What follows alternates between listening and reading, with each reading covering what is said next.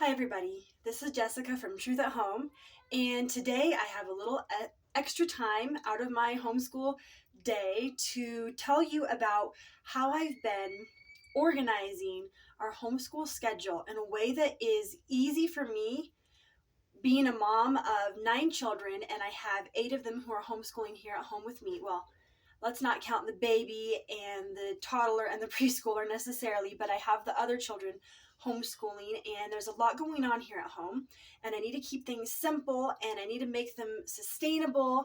And today I'm going to tell you how I simplify our schedule to make it work so that I can homeschool our children, take care of our home, and do other things like make videos. So in this video, that's what we're going to be talking about. I think this video will be good for mothers who have been homeschooling already for years. Maybe this is something that will, help you to give you an idea of how you might be able to do something differently, to tweak what you've already been doing. Or maybe you're new to homeschooling and this will give you some ideas on how you can start making your simple schedule and workable for you. Okay, so I'm going to be talking about the curriculum I use, which is Sonlight. But this method that I'm going to be talking about of simplifying your schedule and your routine, it can fit with any curriculum, okay? So let me start out by showing you the binder that we use for our curriculum, which is this here. And I'm going to show you the D+E program and what that looks like. However, I'm using several different programs. My oldest daughter, who is 16, she's using the American Government and Economics program from Sonlight, which I think is 400, level 400. Next down from her, I have Morgan, who is 12, and Nyla, who just turned 10, which are using the D+E, and it says this is for ages 9 through 12, grades 4 through 7, which fits the both of them perfectly. That's a great thing about Sonlight, that you can combine different ages and grade levels into one history, Bible, literature, or HBL program. And then I have Coral, who is, she just turned 9. Is she 9? Nyla is 11. Nyla is the one who just turned 11. So Nyla, who is 11, and Morgan, who is 12, are together. They just had their birthdays recently, so I get confused. So Coral just turned 9, and she's doing Sonlight level B, which is Intro to World History. And then below her I have Ginger, who just turned 7, and she is doing Sonlight level A. And then underneath her I have my preschooler and my toddler and my baby. Anyways, okay, so here's the guide for D+E. All right.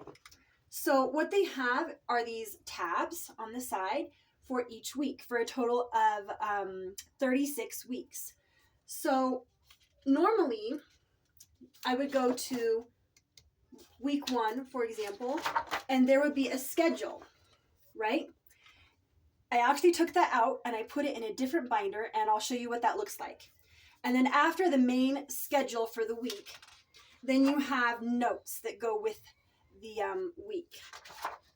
So what I did was I left the notes for the week inside the main binder. And then I formed a different binder. Here's our smaller binder that I got from Sonlight. And I divided it into sections. And I'm showing you Morgan and Nyla's section right now. So here's week 1. This is what normally would be in the big binder, but that I took out and I put in the smaller one. So here we have week 1, and I highlighted for them the sections that I want them to do by themselves.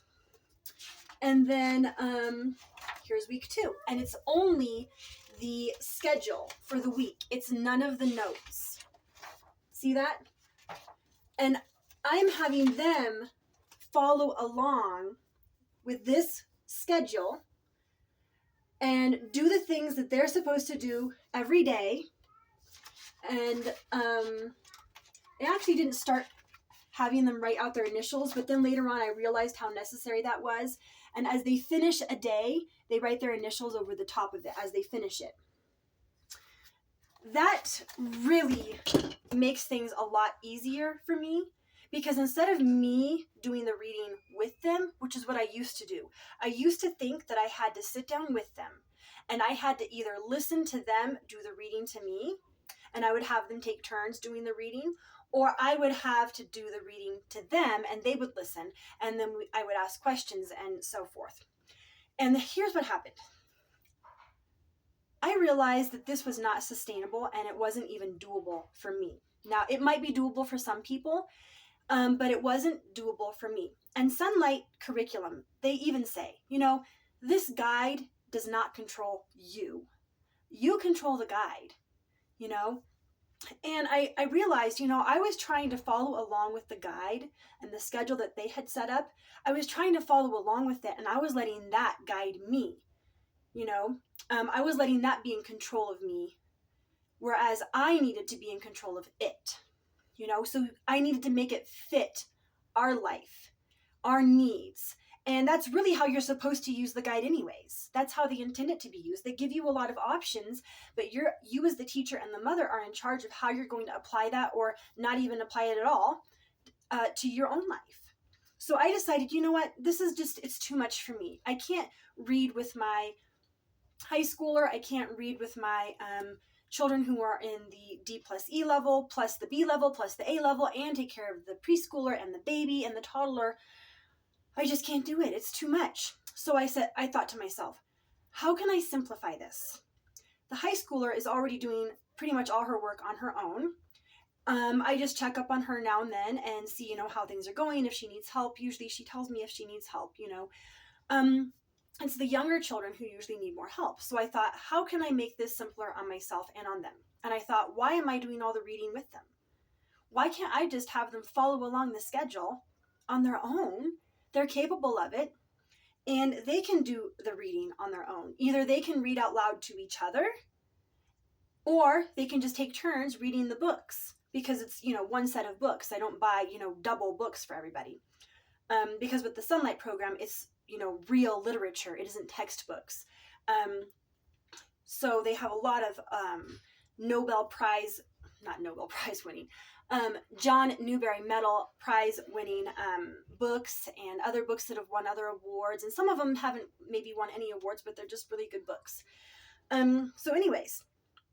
So then that's when I got the idea to just take the schedule out of the regular guide and keep it apart just for them. And if I want to see the notes for myself, I'll go to the other binder that I showed you at first, and I can read the notes on my own if I decide to.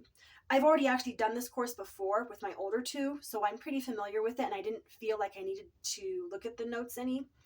But what I did realize, and this is key, you guys, what I did realize was that sometimes my kids were skipping the reading.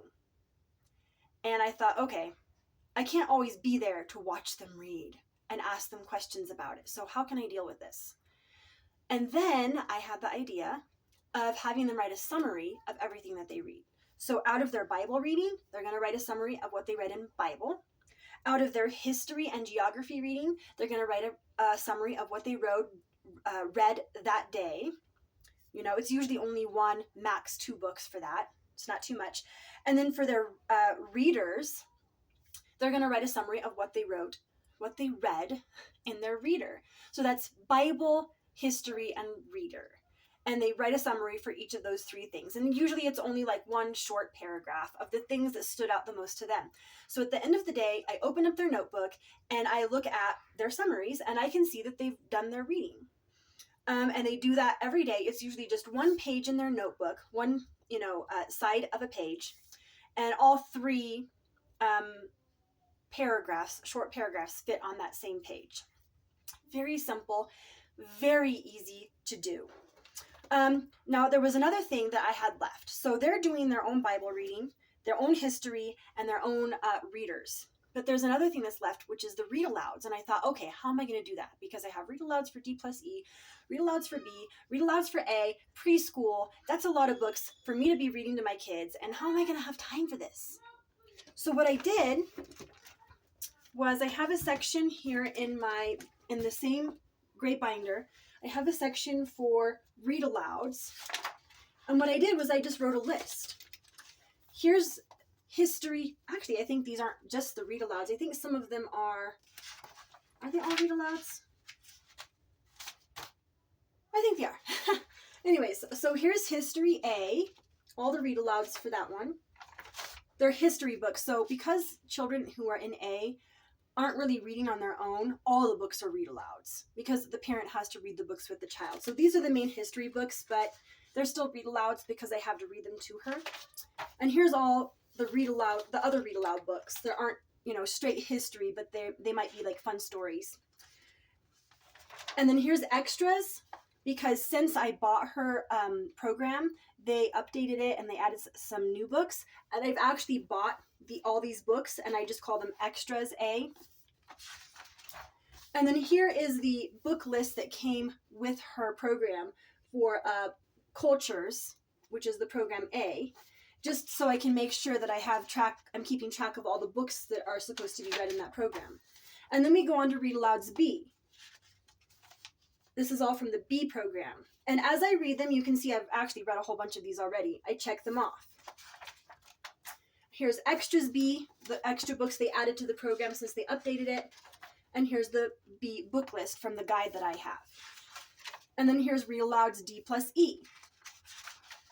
Extras D plus E, and then their book list from the guide. And then because it's D plus E, and I like to see what books are in D and which ones are in E, I just made a separate list for extras from D that I actually already have at the top, and don't have down here in parentheses that I'd like to buy. And as you can tell, there's a whole bunch that I don't have that I'd like to buy since they updated the program. And here's Extras E. I have all of these and I don't have these, but I'd like to get them. And then that's all. That's all the section for the read alouds. And what's great about this is that I have all the read alouds in one place. And as I read them, they don't have to be in any certain order, even though it would be nice if they matched the other books that they're reading, but they don't necessarily have to. I just pick a book to read to my kids as a read aloud to all of them during the day. And it might be out of program A, it might be out of program B, it might be out of program D plus E. If it's a read aloud that they've already heard, great, it's review for them. I mean, you can read books over and over again and get a lot out of it the second or the third time you've heard it. So I just pick a book to read. So I'm not having to read aloud like 3 or 4 or 5 different books every single day. I only have 1, maybe 2 books that I'm reading to all of my children every day. And as I read each book, I just check it off and I move on to the next one. And I kind of switch between programs. Maybe for a couple weeks, I'll do a read aloud from A. When I finish with that book, I'll do a read aloud from B. When I finish with that book, I'll do a read aloud from D plus E. And I'll just switch between them. But all of the kids are listening and it's being good for all of them. So I really tried to streamline and simplify things in that way for myself. So number 1, having the kids who are able to read follow the schedule on their own and do their own reading and write a summary. Frees up so much time for me. And also having the read alouds in a list in one place, and instead of having to keep track of so many read alouds, just do 1 or 2 read alouds at a time. So it's not so much for me. And then just check it off as I go. I realized that having kids do things on their own as much as possible is the ideal for me, for busy families. Now, it is good for the parent to be involved, and I like to be involved with what my kids are doing. I am here all day long, and I'm watching them, and I'm here for questions, and I check their work, and if they haven't done something the way that they should have, I am there to correct them and to explain to them, okay, this is how you have to do it. I do expect a certain standard of work. I check the work, and if they haven't met that standard, their writing is sloppy, or they wrote their summary, but they only said one thing, and I'm looking for several, details, not just one thing, I'll have them go back and I'll have them fix it because I do have a standard that I expect them to achieve. And I do believe in parent involvement, and I think it is important for us to have conversations with our children when we are able. However, I was expecting too much of myself. And I realized I can't do everything. Therefore, let's see what my kids can do on their own. They need to learn to be responsible, right? They need to learn to be capable. They are capable of so much. So they're mostly doing their math on their own. They're doing their history reading on their own. Their handwriting, obviously, on their own. they're doing their language arts on their own. I actually stopped using some of the Sonlight language arts for my kids because I realized it involved the parent more than I'm able to be involved. So I bought them some life packs from Alpha Omega Publications, and I'm having them work through those on their own. And I always check them, and if they have problems, I talk to them about the problems, but mostly they do them on their own. And then their science, I realized for the longest time, I wasn't doing science. And I thought, what can I do to help my kids be able to do science? I mean, I shouldn't say we never did science. I have lots of books for them that I bought for them to read, and they've looked at a lot of those books. And every now and then we would go on a nature walk or we do an experiment. So it's not like my kids never did science. So please do not think I'm saying that. However, in the past, I tried to follow the Sonlight guide to do science with my kids, and it just never seemed to work out. We never seemed to have time to do everything with all the kids in one day, especially if you have interruptions from, toddlers and a baby. It can be really hard. So I didn't continue following the schedule as set out in the Sonlight guide. And then once I changed our history, Bible, and literature schedule, I thought, you know what? What I am doing here with this can apply to science as well. Why not? So I'd already bought a couple of science programs. So then I just started having my kids, do the science on their own. So for example, Science C, it's the same kind of guide. They can follow the guide and do the reading for that day, which is only like one thing they have to read. So it's super easy.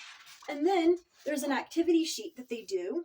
And the guide says what numbers in the activity sheet they're supposed to do. So like for day 1, you're going to read pages 44 to 45 in the Usborne Book of Knowledge and activity sheet questions 1 through 2, right? And then later on, they're going to do some kind of experiment, and it tells you what supplies to get. But I found that having them do this on their own, and here's our science binder, just saves so much time for me. And I'm finding that my kids are more capable than I had previously thought. I don't know why this hadn't occurred to me before. Anyway, so this is how I'm using our Sonlight guide, but I'm using it in a way that fits our family. And I think that some mothers who have been homeschooling for a while maybe can find some interesting, ideas from what I've just shared with you. But those people who are starting to homeschool, my big tip to you is you do not have to do everything. On your own. Find a way to have your kids do things on their own. They are probably more capable than you think of doing their math on their own, language arts on their own, history reading, science reading on their own, even following the directions to do a science experiment on their own. If they can just follow step by step the directions, they can probably do it by themselves. And the more you have them do things on their own, the more time it frees up for you to be able to take care of your toddler, your baby, your preschooler, to go over those things with the other children who really do need your help. And the more it teaches them to be responsible and be managers of their own time, their own schedule, their own reading. However, just make sure that you have some kind of accountability there to make sure that they are doing the work. So if you look at the worksheet and they filled it all out and they've done it correctly, then they probably did do the reading, because if they hadn't done the reading, they probably wouldn't be able to fill out the worksheet correctly, right? If they're filling out a summary, if they're filling out a notebook with summaries for their history or whatever it is that you're doing, that's another way to know, okay, they did do the reading. And in things like the life packs that I'm using, I can just look at the book and see that they filled in the answers correctly. I check them with the answer key to see that they've done it how they should have. So, and it's the same thing with their math. I check their math with the answer key. If they got all the answers correctly, I know that they're doing it right. I know that they understand. I usually, keep an eye on them though to make sure that they're not using the answer key and cheating, Anyway, so that's just what I have discovered lately that I'm so excited to share with you guys. And I had a moment this morning while the kids are doing their schoolwork to talk to you about this. And I really hope these tips help you. I'm going to link in the description box to, after I make this video, I'm going to be able to,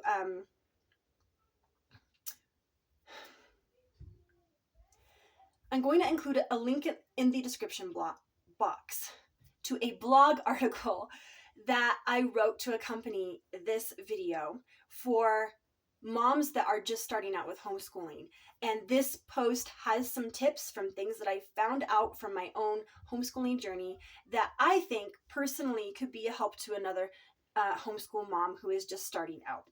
Anyway, so that's what I wanted to share today, and I hope this helps somebody, and I hope you all have a really good day, and I'll see you next time. Bye.